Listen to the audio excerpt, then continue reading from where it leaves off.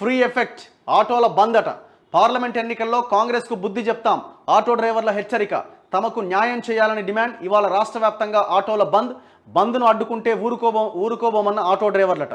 మహిళల కోసం కాంగ్రెస్ ప్రభుత్వం తీసుకున్న నిర్ణయం ప్రస్తుతం వివాదాస్పదంగా మారింది. మహాలక్ష్మి పథకం ద్వారా ఉచితంగా ప్రయాణిస్తున్న వారు ఆనందంగానే ఉన్నారు. కానీ ఆటో డ్రైవర్లు మాత్రం తమకు గిరాకీ లేక రోడ్డున పడ్డామని ఆందోళనకు దిగుతున్నారు. ఇప్పటికే రాష్ట్ర వ్యాప్తంగా ప్రభుత్వ తీరుపైన విమర్శలు వెల్లువెత్తుతున్నాయి. ఈ క్రమంలో ఆటో డ్రైవర్లు మరో కీలక నిర్ణయం తీసుకున్నారు.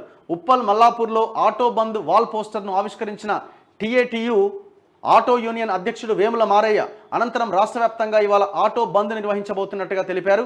ఈ సందర్భంగా మాట్లాడుతూ ఆటో డ్రైవర్లు ఎక్కడికక్కడ బంద్లో పాల్గొని నిరసన వ్యక్తం చేయాలని పిలుపునిచ్చారు.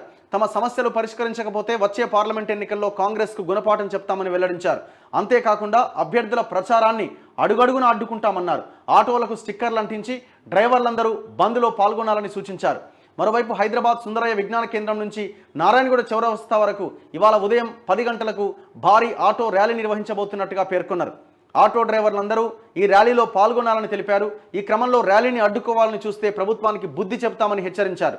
ప్రభుత్వం ప్రవేశపెట్టిన ఉచిత బస్సు పథకంలో ఆటో డ్రైవర్లు ఉపాధి కోల్పోయి ఆత్మహత్యలు చేసుకోవాల్సిన దుస్థితి నెలకొందని ఆవేదన వ్యక్తం చేసిన యూనియన్ అధ్యక్షుడు ప్రభుత్వం తమ సమస్యలకు ఇంతవరకు పరిష్కారం చూపించకపోవడం పైన ఆగ్రహం వ్యక్తం చేశారు. ఇప్పుడు వాళ్ళని కూర్చోబెట్టి వాళ్ళ సమస్యలు ఏంటి, వాళ్ళ యూనియన్లతో మాట్లాడి ఈ సమస్యకు ఒక పరిష్కారం చూపించే దిశగా ముందుకెళ్ళాలి. మీరు హామీ ఇచ్చారు ఫ్రీ బస్ అని.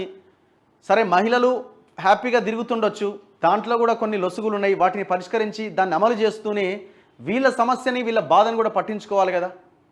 మీరు అన్నారు ఆటో కార్మికులకి 12,000 రూపాయలు ఇస్తాం ప్రతి సంవత్సరం అని. సో దాన్నైనా ఇమీడియట్గా ఇంప్లిమెంట్ చేయండి. మరి నష్టపోతున్న ఆటో డ్రైవర్ల కార్మికుల పరిస్థితి ఏంది? వాళ్ళు ఎటు పోవాలా? వాళ్ళు కూడా తెలంగాణ బిడ్డలే కదా. ఒక నిర్ణయం తీసుకునే ముందు దానివల్ల మిగతా ప్రజలకు ఏమైనా ఇబ్బంది జరుగుతుందా, వచ్చే నష్టం ఎంత, దీని మీద కూడా ఒక ఆలోచన చేసి ఒక నిర్ణయం తీసుకోవాలి.